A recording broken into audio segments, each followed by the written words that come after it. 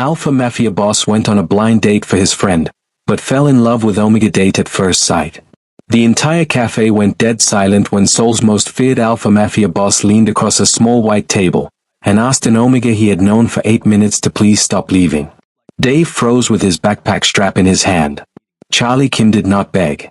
Ever. Men had wept at his feet. Rivals had surrendered empires to avoid his phone calls. And here he was, jaw tattoo, tailored black suit, the kind of alpha whose pheromones made trained bodyguards instinctively lower their eyes, leaning forward over 2 cups of coffee, voice low, asking a law student in a blue sweater to sit back down. Dave sat back down. Neither of them understood why. Charlie Kim was feared across Seoul. Cold. Surgical. Untouchable. He ran the Kimura syndicate like a chess grandmaster, every move 3 steps ahead, every risk already calculated, every emotion already buried. People did not cross him twice. His own men spoke his name carefully, like a word that could cut. He did not date. He did not trust. He did not feel. Feelings were a liability. Liabilities got people killed. Then one morning, his phone lit up.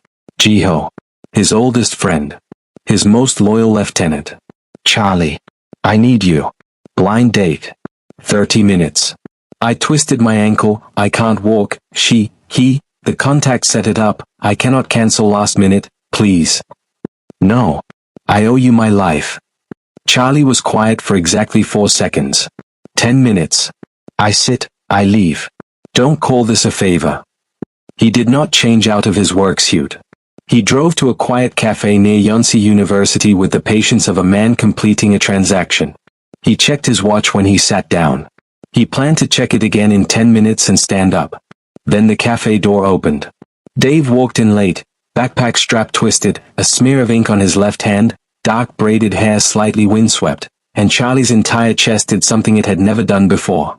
It stopped. Dave smelled like old books and rain and something underneath that Charlie's alpha instincts recognized before his brain did. Something that said, this one. This one. This one. Dave sat down across from him, glanced up once, and said flatly, no scent drop, no submission, no deference whatsoever, you don't look like a Jiho. Charlie blinked. No one spoke to him like that. No one had in years. I'm covering for him, Charlie said. Dave looked him over, the jaw tattoo, the suit, the careful stillness of a man who controlled rooms, and said, so I'm a calendar placeholder. 10 minutes, Charlie said. Then I leave. Dave tilted his head. I was going to say the same thing. He did not leave in 10 minutes. Neither did Charlie. 40 minutes later, Dave was in the middle of explaining why Omega legal protections in Korea were architecturally designed to fail, using the salt shaker as a metaphor for legislative loopholes, and Charlie was listening with both arms on the table, completely still, completely locked in, thinking one single thought on a loop. I have never wanted to keep someone safe the way I want to keep this person safe. He did not say it. He checked his watch instead. 53 minutes had passed. Dave noticed him checking. You can leave, Dave said, not unkindly. You said 10 minutes. I changed my mind, Charlie said. Dave looked at him for a long moment. Something shifted in the air between them, warm and dangerous and not entirely unwelcome. Dave's scent, already bleeding through his suppressors, curled faintly toward Charlie like an involuntary admission. Dave picked up his backpack. Stood. Same time next week doesn't work for me. I have a seminar. Charlie said nothing. But he pulled out his phone and opened his calendar. He had never done that for anyone. He didn't know yet that this Omega, brilliant, principled, fury quiet, and completely unimpressed by everything Charlie had spent his entire life building, was about to become the only thing that mattered. And Dave didn't know yet that the man across from him, with the jaw tattoo and the 10-minute limit and the eyes that gave too much away, was Charlie Kim.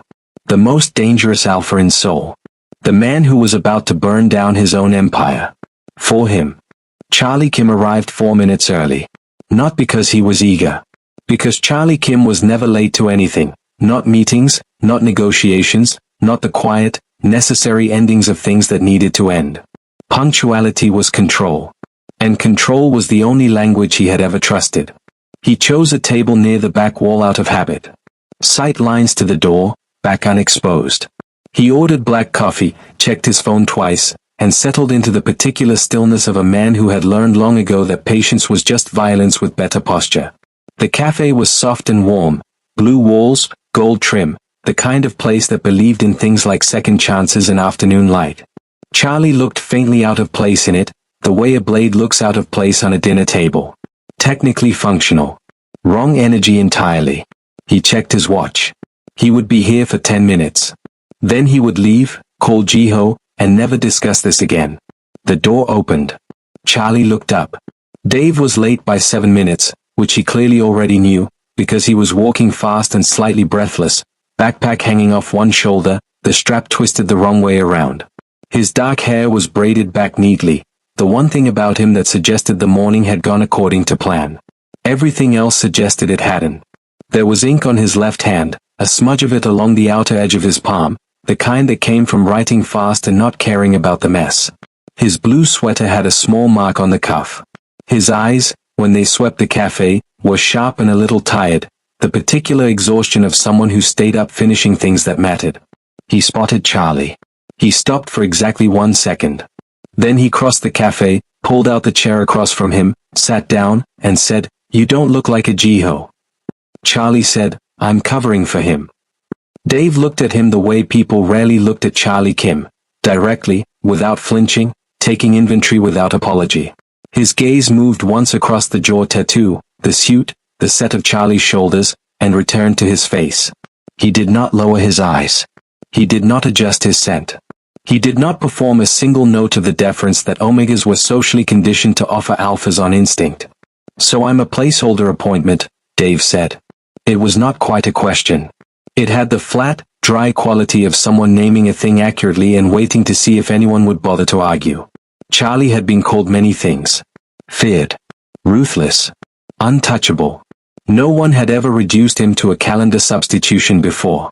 He felt something shift very slightly in his chest, not offense. Something more interesting than offense. 10 minutes, Charlie said. Then I leave. Funny, Dave said, pulling his sleeves down. I was going to say the same thing. The coffee arrived. Dave wrapped both hands around the cup, and Charlie watched him exhale, a small, private breath, the kind that escapes when someone has been holding themselves tightly all day and finally sits down somewhere. The tiredness around his eyes was not weakness. It was the particular weight of someone carrying more than they were supposed to and refusing to put it down. What are you studying? Charlie asked. He did not know why he asked. 10 minutes did not require conversation. Law, Dave said. Specifically, why Omega legal protections in this country are designed to look functional while being structurally useless. He paused. You asked. I did, Charlie said. Dave talked. Not nervously, precisely, with the focused energy of someone who had thought hard about things and was not accustomed to having space to say them out loud. He used the salt shaker to illustrate a point about legislative loopholes. He corrected himself mid-sentence twice, not from uncertainty but from accuracy. He had opinions that arrived fully formed, argued clearly, and landed without apology. Charlie did not check his watch. At some point the cafe around them softened into background. At some point the 10-minute transaction became something else, still unnamed, still unacknowledged, but real in the way that only things neither person planned tend to be real. 40 minutes passed. Dave glanced toward the window and seemed to remember time existed. He reached for his backpack strap. Charlie said, You haven't finished your coffee. Dave looked at the cup. Then at Charlie. Something moved briefly behind his eyes, not softness exactly, but an aperture opening, just slightly, before it closed again. He left his hand on the backpack strap. But he didn't stand up yet. Charlie told himself it was curiosity. That was the word he used, privately, in the back of his car on the drive home from the cafe, while Jiho texted him 17 increasingly frantic apology messages that Charlie did not read. Curiosity. A reasonable, controlled response to an unusual person. He had encountered unusual people before. He had walked away from all of them without a second thought. He looked up Yonsei University's upcoming legal seminar schedule before he reached his building. He told himself that meant nothing. The seminar was held in a glass-walled room on the 4th floor of the law faculty building, and Charlie sat in the back row in a charcoal jacket with no syndicate insignia and a name tag that said Kim Chan-hee, business consultant. It was not entirely a lie. He consulted. He had businesses. The nature of those businesses was simply not relevant to the afternoon. Dave was presenting with 2 other students on Omega civil litigation reform. The other 2 read from notes. Dave did not. He stood at the front of the room with his hands loose at his sides and spoke from somewhere behind his sternum, direct, structured, quietly furious in the way that people are furious when they have done the research and the research keeps confirming what they feared.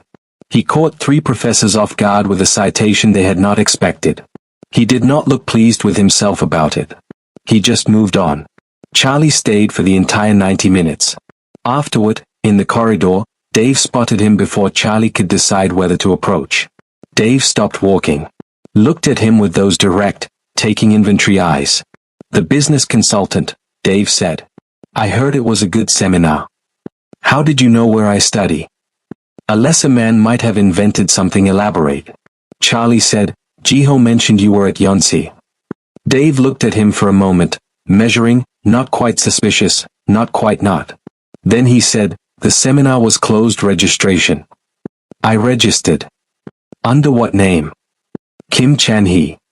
Dave's mouth did something that was almost a smile. "That's not your name." "It's one of them," Charlie said, which was true enough. Dave looked at him a beat longer. Then he picked up his bag and said, "There's a cafe on Shinchinro. I study there Mondays, Wednesdays, and Fridays. The Americano is mediocre but the corner table has an outlet." He paused. "I'm not inviting you. I'm just telling you where I'll be, in case you were going to find out anyway." He walked away without waiting for a response. Charlie stood in the corridor for a moment, alone, and felt something in his chest that he did not have a word for yet. He started showing up on Wednesdays. Then Mondays. Then occasionally Fridays, if the morning had been manageable. He brought his own work, real work, restructured to look like ordinary consulting documents, and sat 2 tables away from Dave and did not crowd him. He was careful about that. He understood, in the wordless way that alphas sometimes understood things about omegas without being told, that Dave's space was not a casual thing. It had been constructed deliberately. It was not for sharing. It was for surviving. So Charlie sat 2 tables away and let Dave set the temperature of every interaction. Dave never initiated. But he also never looked surprised when Charlie was there. It was a Wednesday in late October when Charlie came directly from a meeting he had not had time to prepare for, which meant he had not taken his scent suppressants that morning. He realized it in the car. He almost turned back. He didn't. He walked into the cafe and ordered at the counter and turned toward his usual table, and Dave, seated at the corner with his highlighter mid-stroke, went completely still. Not startled. Not frightened. Still, the particular stillness of someone whose body has registered something before their mind has caught up with it. His highlighter stayed pressed against the page, unmoving. His eyes came up slowly to Charlie's face. Charlie sat down at his usual table. Opened his laptop. Did not acknowledge what had just happened. Dave did not ask. He lowered his chin slightly, a fraction of a degree, and returned to his page. But the highlighter moved differently now, slower, less automatic. His focus had divided. Charlie kept his breathing even and his eyes on his screen and said nothing. It was another 2 weeks before Dave said anything about it at all, and even then it was sideways, the way Dave approached most things that mattered to him. They were leaving the cafe together. This had started happening naturally, without discussion, when Dave stopped on the pavement and said, without looking at Charlie, "You always walk on the outside." Charlie said nothing. "And you always sit facing the door." Dave's voice was careful. "Even. And at the seminar, you were positioned between me and the stairwell the entire time." The street was quiet.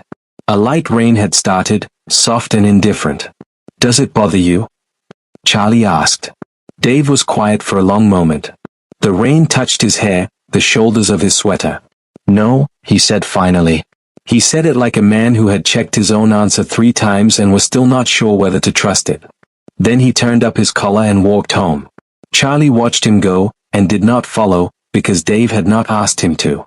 That, too, felt like something. Charlie was running out of other words for it. The assignment was straightforward. Professor Yoon called it a case study in institutional corruption. Pick an active or recent criminal organization operating in Seoul, map its legal evasion structure, Identify the legislative gaps it exploited. 5 pages, cited sources, due Friday.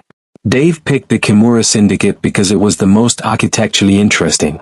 Because its evasion structure was almost elegant in its construction. Shell companies threaded through 3 jurisdictions, charitable foundations used as liquidity buffers, law enforcement contacts placed precisely enough to redirect investigations before they became inconvenient. Whoever had designed it understood law well enough to make it perform like a net with no visible holes. Dave found it professionally fascinating. He opened the first source at 11 on a Tuesday night, highlighter in hand, case notes already started.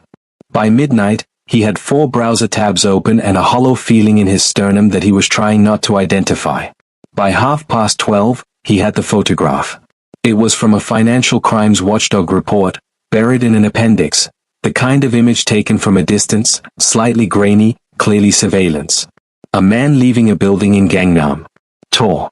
Broad-shouldered. Dark suit. And there, on the jaw, clear even through the grain of the photo, the tattoo Dave had been looking at across cafe tables for 6 weeks. The caption read, Kim Charlie, known alias Kim Chan-hee. Head of the Kimura Syndicate. Active criminal investigations across South Korea, Japan, and Hong Kong. Dave sat very still. He read the caption again. Then the paragraph above it. Then the full page. Then he closed the tab and opened it again, in case it changed. It didn't. He set his highlighter down on the desk. He looked at the wall above his monitor for a long time. The small printed calendar, the sticky note with Friday's deadline, the ordinary objects of an ordinary night that had just become something else entirely. Kim Chan-hee, he had said. It's one of them, he had said. Dave thought about the way Charlie positioned himself between Dave and exits. The way he sat facing every door. The way his scent, on that Wednesday without suppressants, had hit Dave like a hand pressed flat against his chest. Alpha, dominant, territorial in a register so deep it bypassed thought entirely and went straight to instinct. Dave had spent 2 weeks telling himself that feeling had been manageable. Neutral. Categorizable. He pulled up his phone. He did not let himself think too long about what he was typing, because if he thought about it he would feel something, and he was not prepared to feel something about this. Not about a man who ran 3 countries' worth of criminal infrastructure. Not about an alpha whose real name Dave had been researching as a case study while said alpha walked him home in the rain. He typed 3 texts. Short. Factual. Final. I know who you are. Don't come to the cafe. Don't contact me. He put the phone face down on the desk. He did not cry. He had not cried in a long time, not since the year his British father left Seoul, and Dave had understood, at 15, that love was something people offered conditionally and withdrew without warning. He had rebuilt himself after that with precision. He had learned to want things he could earn and trust things he could verify. He had made his pride into a spine and his principles into a floor, and he had stood on both of them and become someone. He was not going to cry over a man who had looked him in the eyes for 6 weeks and let him believe the name was real. He turned back to his case notes. He kept writing. His handwriting was slightly different for the rest of the night, tighter, more controlled, as if he was pressing the pen down harder than the paper required. He finished the assignment at 2 in the morning. It was the best work he had ever submitted. Charlie read the 3 texts in the back of his car outside a warehouse in Mapo, while 2 of his lieutenants waited for him to say something about the evening's business. He said nothing about the evening's business. He read the texts again. Then he put his phone in his jacket pocket and looked out the window at the Han River in the middle distance, the lights of the bridges laying themselves across the water in long, unsteady lines. His lieutenants waited. They knew better than to speak when Charlie was quiet in this particular way. He was quiet for a long time. He had known this was coming. He had known it in the logical, preemptive way he knew all things that were inevitable, mapped it out, understood its shape, accepted it as the only possible outcome of allowing himself to sit in a cafe on Wednesdays and pretend he was a different kind of man. He had no right to be surprised. He was not surprised. He told his lieutenants to handle the evening's business without him. He told the driver to take him home. He sat in the car the whole way back with his phone in his pocket and his hands resting still on his knees, looking at nothing, and did not reach out to correct the silence that Dave had placed between them. Dave had earned the right to that silence. Charlie figured the least he could do was hold it. Dave had managed his heat cycles with the precision he applied to everything else that threatened to inconvenience him. Suppressants taken on schedule, stress kept within manageable parameters, sleep maintained at a functional minimum. He had been doing this since he was 17. He had never once lost control of it. He had also never once had his suppressant schedule disrupted by 6 weeks of proximity to an unmated alpha whose scent his body had apparently decided to use as a biological reference point. He understood this, clinically, when it started on a Thursday morning 3 days after he sent the 3 texts. The timing was almost impressively bad. He had a seminar at 10, a paper due at noon, and a body that had chosen this particular morning to inform him, with zero ambiguity, that the suppressants he had been taking were no longer adequate for the load he had been placing on them. He made it back to his apartment. He locked the door. He sat on the floor of his bathroom with his back against the tub and his knees drawn up and told himself very firmly that this was a physiological event with a known resolution timeline and he was going to manage it the same way he managed everything else. His phone was in his hand. He was not going to call anyone. He was not going to call Charlie Kim. Jiho found him by accident. He had been texting Dave about lecture notes they had agreed to share. They were in the same constitutional law elective, a fact Dave had found merely coincidental until this moment, and when Dave's text became first delayed, then strange, then stopped entirely, Jiho had come to the apartment building on the particular instinct of someone who had grown up watching Omegas in his orbit get quietly swallowed by situations they refused to ask for help with. Dave had left the building door code in a study group chat 3 weeks ago. Jiho had remembered it. He knocked on Dave's apartment door and heard the quality of the silence on the other side and called Charlie before Dave could tell him not to. Charlie arrived in 19 minutes. Dave heard him in the hallway, heard Jiho's low voice, and then a longer silence, and then Jiho leaving, and then nothing but the particular presence of someone standing very still on the other side of a door. Even through the wood and the distance, Charlie's scent reached him, and Dave's body responded to it with a directness that made him press the back of his head hard against the wall and close his eyes. He hated this. He hated all of it, the biology, the timing, the fact that his own body had been building toward this specific man for weeks without his permission. He had principles. He had arguments.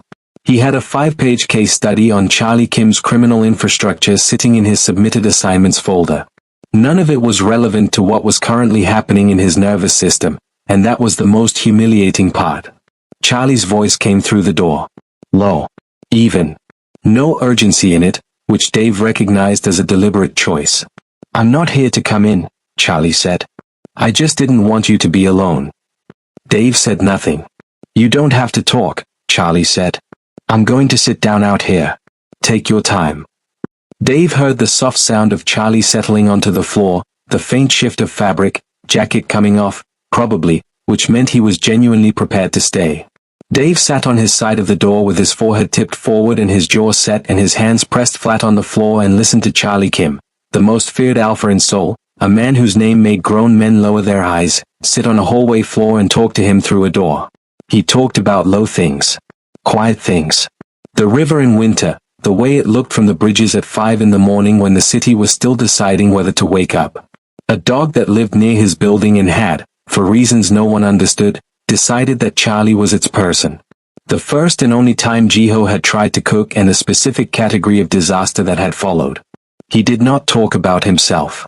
He did not ask Dave to open the door. He did not perform patience. He simply had it, bottomless and unhurried, the way Charlie had everything, completely, or not at all. 6 hours passed. Dave did not track them precisely.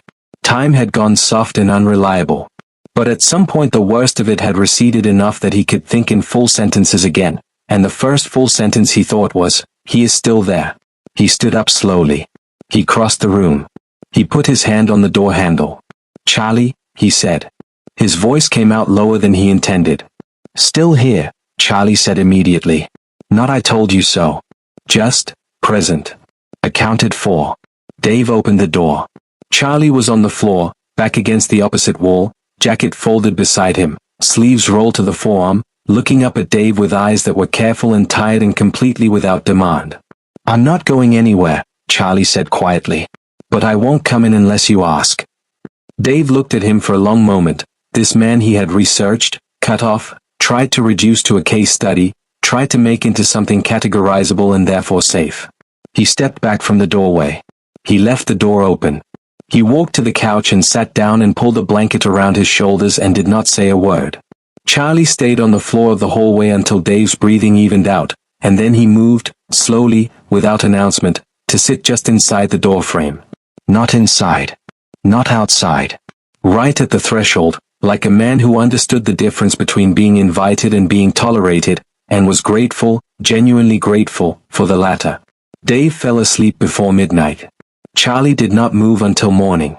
Dave made coffee the morning after, and left a cup outside the doorframe, without saying anything. Charlie accepted it without saying anything. They did not speak about what the night had been.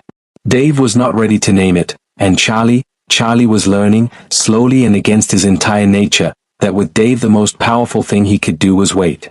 Charlie left at 7. He paused in the doorway, jacket on, and said, "Call Jiho if you need anything today. He'll answer." Dave said, "I don't need anything." Charlie nodded once, like that was a reasonable and complete answer, and left. Dave stood in his kitchen holding his own coffee cup and looked at the closed door for a long time. He texted Charlie 4 days later. Not an apology. Not an explanation. A condition. If you want to talk, you answer questions. All of them. Honestly. I'm not interested in managed disclosure. Charlie's reply came in under a minute. When? Thursday. 8 o'clock. Don't bring anyone. Understood. Dave put his phone down and made a list. It was 2 pages long. He had been building it, without admitting he was building it, since the night he found the photograph. Charlie arrived Thursday at 8 with nothing. No gifts, no deflection, no version of himself dressed for a negotiation. He sat down on Dave's second-hand couch in his work clothes and folded his hands and said, "Ask." Dave sat across from him in the chair he used for studying, list on the table beside him, and asked. He asked about the syndicate's formation, how old Charlie had been, who had built it before him, how he had inherited it. He asked about the shell companies, the jurisdictions, the legislative gaps Charlie had exploited. He asked about the violence, not prurient, not sensational, precise and categorical, the way a lawyer establishes facts. He asked who had been hurt. He asked what Charlie had ordered directly and what he had permitted by silence. Charlie answered everything. He did not soften it. He did not reframe.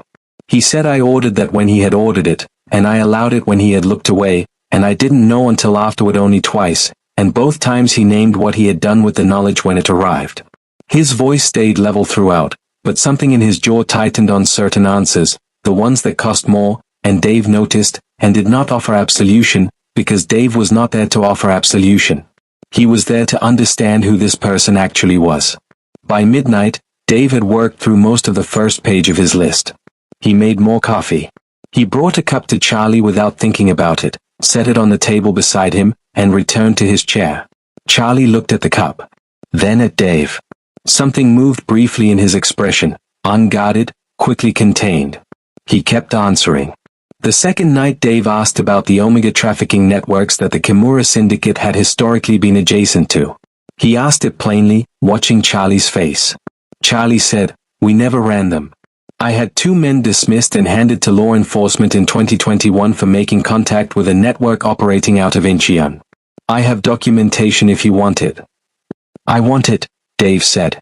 Charlie sent 3 files to Dave's phone before 10 o'clock. Dave opened them, read them carefully, and did not say thank you because that wasn't what this was. But he uncrossed his arms, which had been crossed since he asked the question, and moved on. Near the end of the second night, Charlie said, unprompted, "The structure I built, you mapped it in your case study." Dave went still. "You read it." Jiho found it in the university's published seminar proceedings. A pause. "You understood it better than most law enforcement reports I've seen." Dave looked at him steadily. "That's not a compliment I want from you." "I know," Charlie said. "I meant it as an honest observation." Dave looked at him a moment longer. "It was a good assignment," he said finally, which was the closest he came to acknowledging that the expertise had required real closeness to the subject matter. Neither of them commented on that. The third night was quieter. Dave's list was nearly finished, and the questions that remained were smaller, not legally significant, but personally necessary. Why Jiho? How Charlie had lived inside a version of himself he was now, apparently, trying to leave. Whether he had ever wanted something different, or whether Dave was the first time that question had arrived. Charlie answered those two. Slower. More carefully. These were the answers that had no documentation. Dave stopped writing notes somewhere around 11. He was listening differently by then, not building a case, just listening, the way people listen when they are deciding whether to believe someone. At some point the lamp on the desk made the room very small and warm. At some point Dave had shifted in his chair, then migrated, without conscious decision, to the couch, beside Charlie, not close, just in the same orbit, the way planets arrange themselves around something with sufficient gravity. At some point he was asleep. Charlie noticed before Dave did. He went very still, the way he went still around Dave always, deliberately, carefully, as if stillness was a form of respect. Dave's head had found his shoulder at some unmarked moment in the night, and his breathing had slowed to something deep and unguarded, and the tension that Dave carried in his jaw and his brow even in ordinary conversation had finally, completely, let go. Charlie did not move. He sat in Dave's small warm apartment with a half-finished coffee going cold on the table and 2 pages of honest answers between them, and he did not move for a very long time. Outside, Seoul continued its business. In here, something had quietly shifted, not declared, not yet named, but settled into the room the way a season changes, not in a single moment, but all at once you notice it. Charlie noticed it. He looked at the ceiling and allowed himself, just briefly, to want something good. The photograph arrived on a Monday. Charlie found it when he came home at 6 in the morning from a restructuring meeting, one of the quiet, administrative dismantlings he had been conducting in careful increments since the third night in Dave's apartment, moving assets, redirecting accounts, beginning the slow architectural work of making the Kimura syndicate smaller and then smaller again. He had not told Dave this yet. He was not ready to offer it as evidence of anything. He wanted to do it first, and talk about it second, because Dave had no patience for men who announced intentions instead of following through on them. The envelope was plain. No markings. Slipped precisely under the door of his private residence, not his office, not his public-facing building, but the apartment that fewer than 6 people in Seoul knew existed. That was the first message. I know where you live. He opened it. A single photograph. Dave, outside the main gate of Yonsei University, backpack on, looking down at his phone. Taken from across the street, slightly elevated, a car, probably, or a building entrance. Clear enough that Dave's face was identifiable. Clear enough to be a statement of capability rather than an accident. On the back, in print so neat it was almost courteous, interesting company you're keeping, Kim.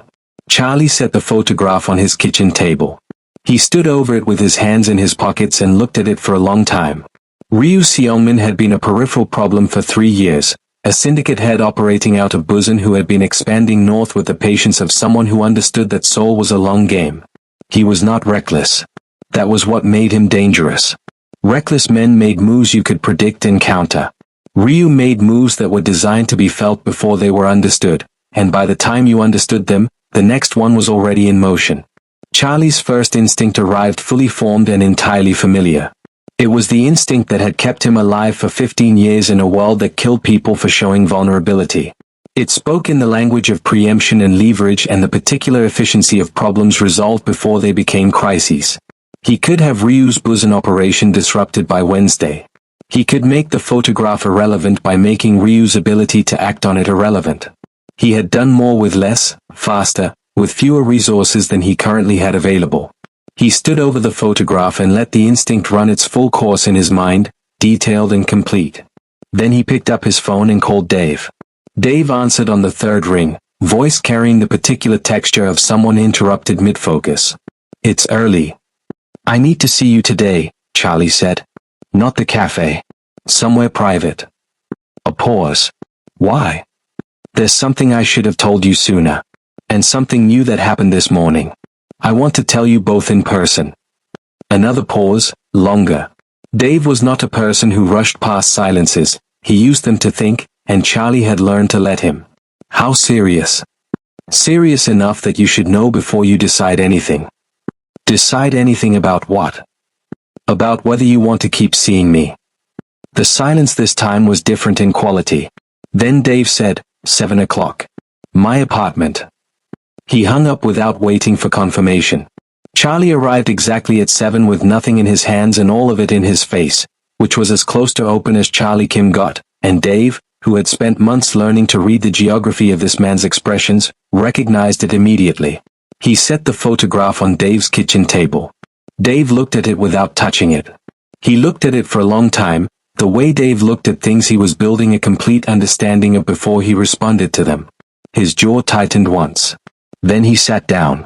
Charlie sat across from him and told him about Ryu, the 3-year expansion, the northern push, the specific intelligence of a man who had identified Charlie's residential address and used it to announce that he had also identified something more valuable. He told Dave that the photograph meant Ryu had been watching for long enough to know that Dave existed and was significant. He told Dave that this was his fault, not Dave's, because Charlie had allowed himself to be seen, and being seen had consequences in the world Charlie had built and not yet fully dismantled.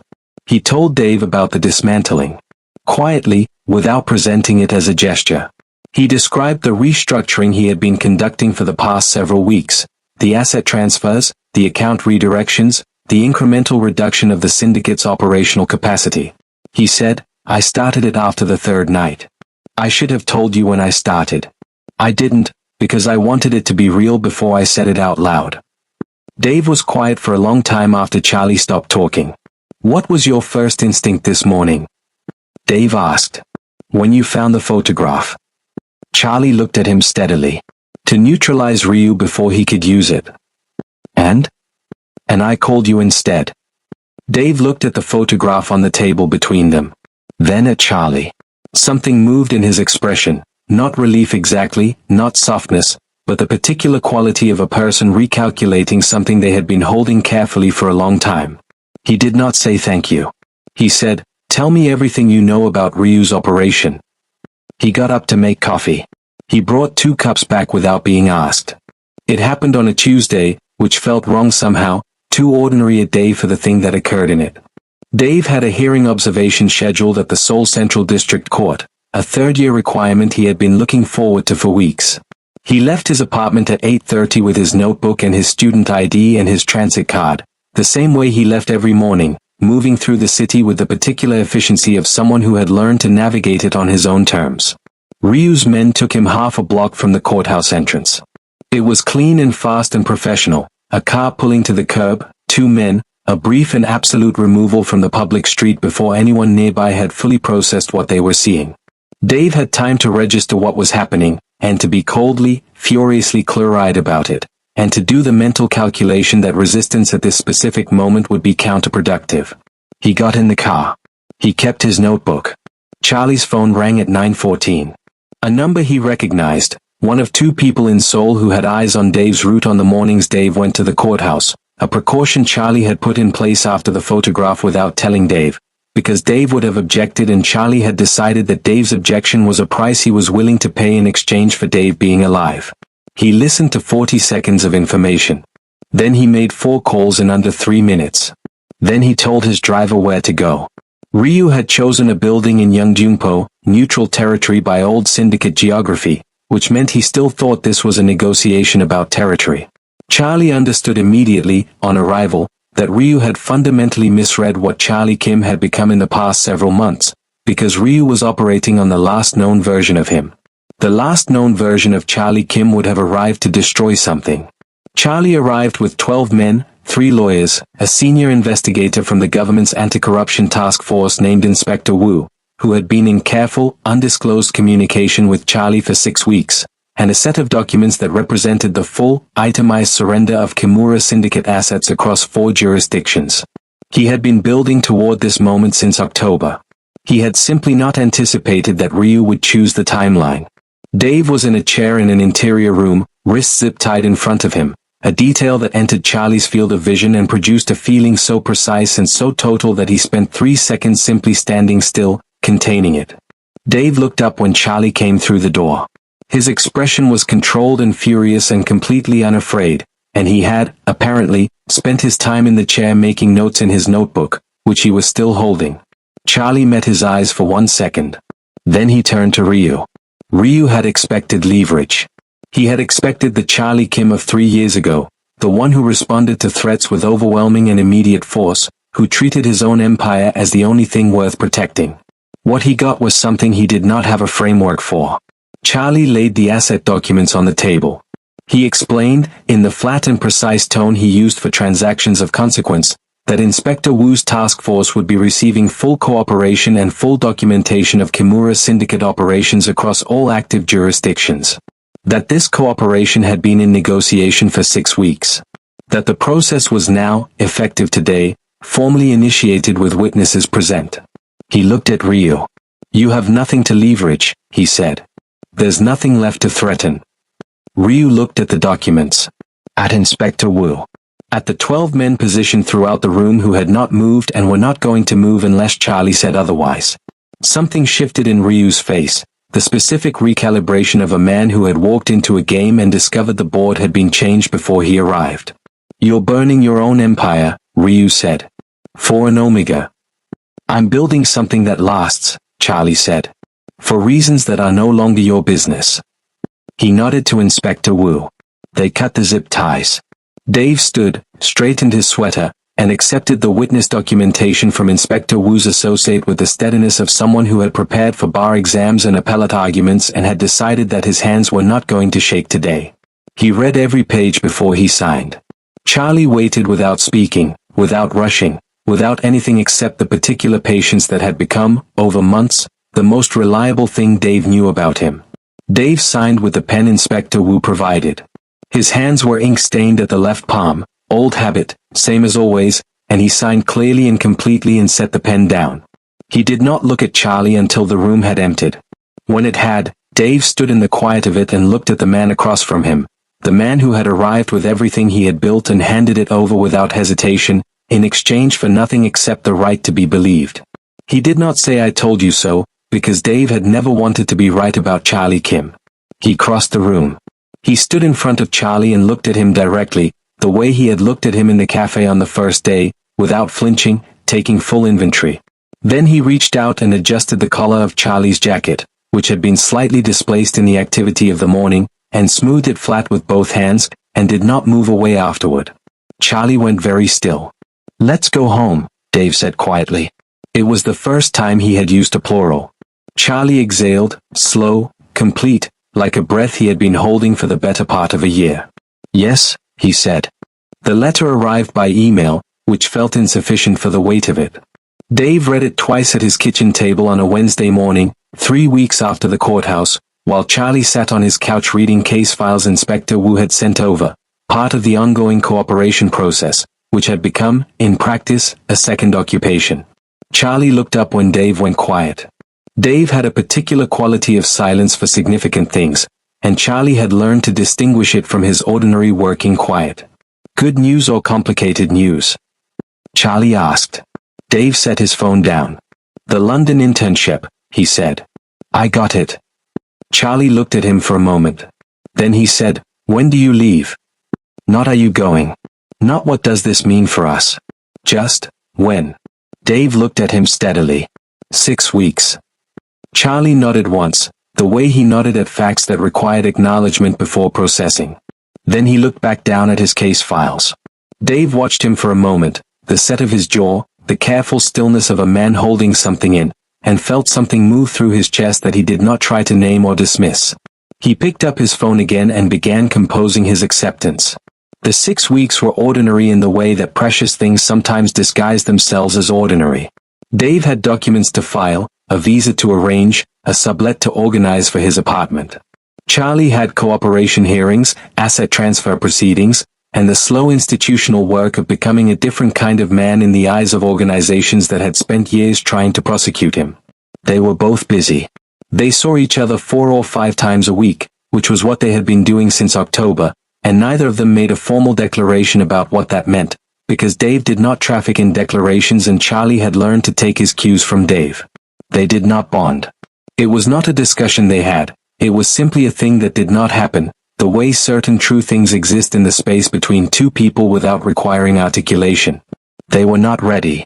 Dave had a plane to catch and a career to build and 6 months of becoming the lawyer he had always meant to be. Charlie had a dismantled empire and a cooperation agreement and the long, unfinished work of establishing that he was a man whose word meant something in the light as well as the dark. Some things needed to be completed before they could be begun properly. They both understood this without saying it. Charlie bought the luggage on a Saturday without telling Dave. He researched it with the same methodical attention he brought to everything, read reviews, compared build quality, considered the specific logistics of a 6-month international posting for someone who would be moving between legal offices and conducting document-heavy work. He selected a carry-on and a larger check-in case in a dark navy, well-constructed, with a 10-year warranty and wheels that actually functioned on uneven surfaces. He left them outside Dave's apartment door with no note. Dave opened his door the next morning, looked at the luggage, and stood in his doorway for a long moment. Then he brought them inside without comment. That evening he texted Charlie, "The wheels are good." Charlie read it in the back of a car on the way to a hearing and felt something in his chest that he had stopped trying to suppress approximately 4 months ago. "I know," he replied. The airport was Jiho's idea, which meant it was not something Charlie would have suggested and could not reasonably object to once suggested.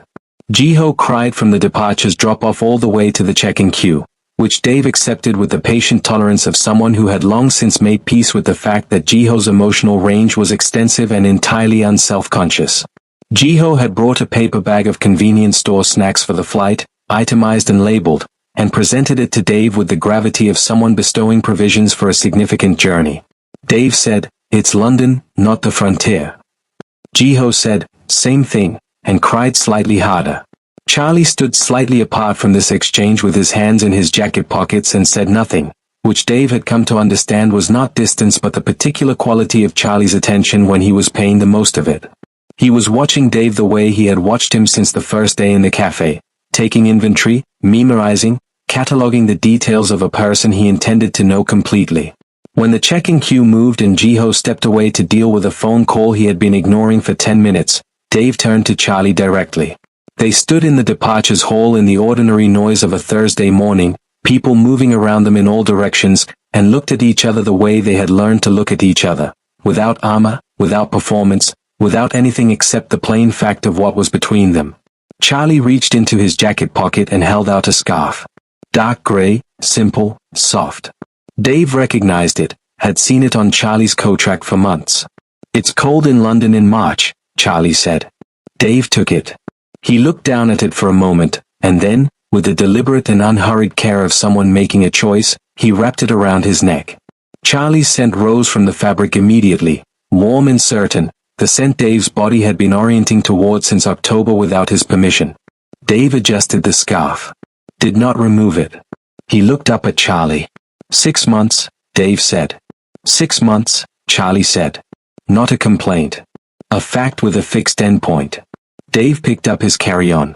He had 3 steps toward the security queue when Charlie said his name, not loudly, just once, the way Charlie said everything that mattered, quietly, with total precision. Dave turned. Charlie looked at him across the small distance between them. There was something in his face, open, unguarded, the expression Dave had first seen on a hallway floor at 5 in the morning, and he said, "Come back to me." Not an order. Not even a request, quite. The honest, uncomplicated statement of a man who had spent his entire life refusing to admit he needed anything. Dave held his gaze for a long moment. "I was always going to," he said. He turned and walked through security without looking back, because if he looked back he would stay, and he had worked too long and too hard to arrive at this version of himself to let even Charlie Kim interrupt the last leg of the journey. On the flight, somewhere over the Middle East, Dave woke from a light sleep and became aware, in the soft disorientation of altitude and darkness, of the scarf still around his neck. He did not take it off. He adjusted it slightly, closed his eyes, and let the scent of the man he was going back to carry him the rest of the way into sleep.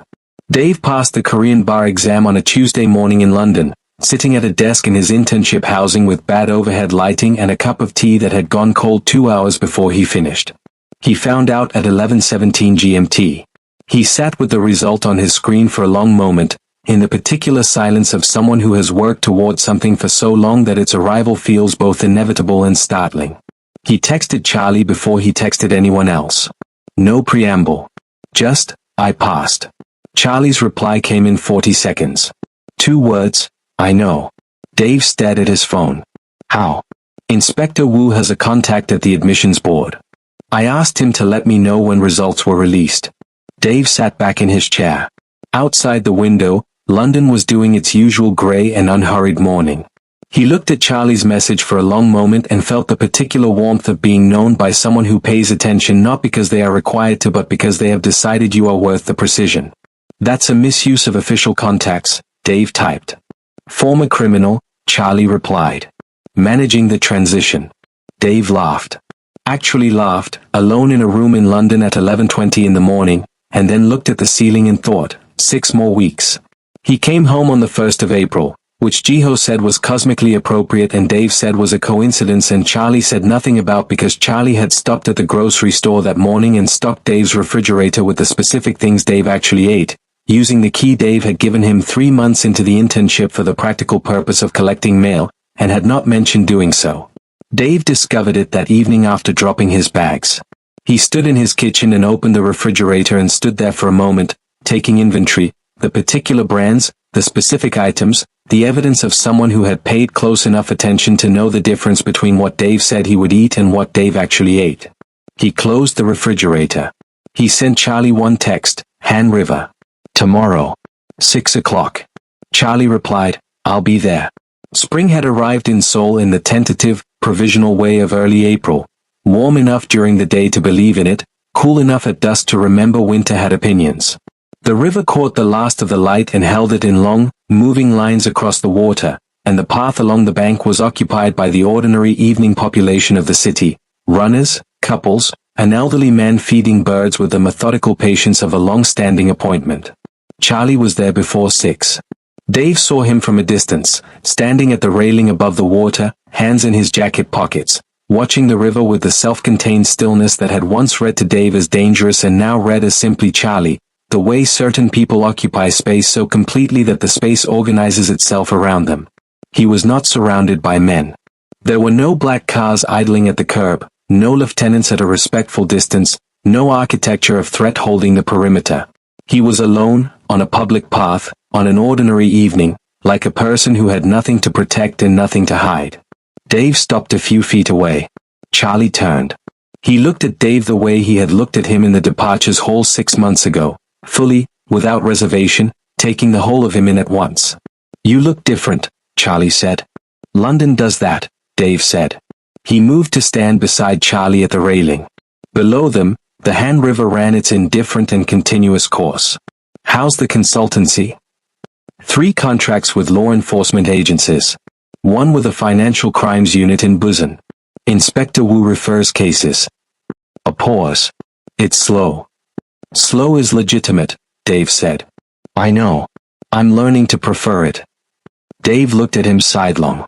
Charlie was different too, not softer, not diminished, but settled in a way he had not been before, as if he had stopped bracing against something. The jaw tattoo caught the dusk light the same way it always had. His eyes, when they met Dave's, were open in the way that had taken Dave months to trust and had become, somewhere along the way, the thing he most looked forward to returning to. You're not the alpha I was set up with, Dave said. Charlie considered this.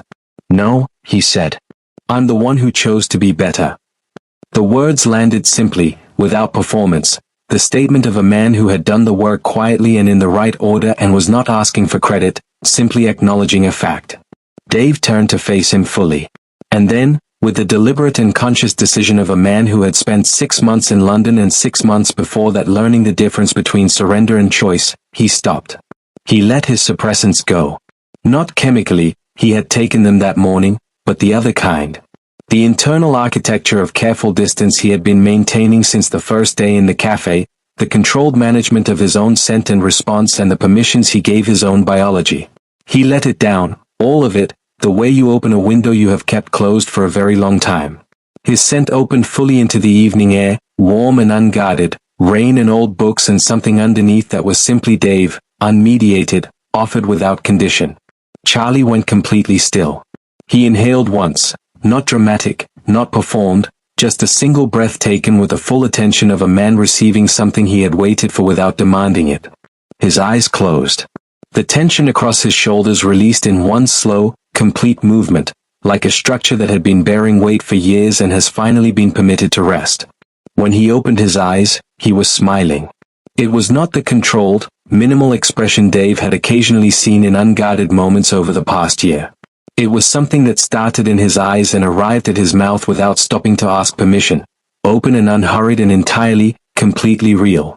It was the smile of a man who had not known he was still capable of one. Dave looked at it for a moment. Then he looked at the river. "Walk with me," he said. Charlie fell into step beside him.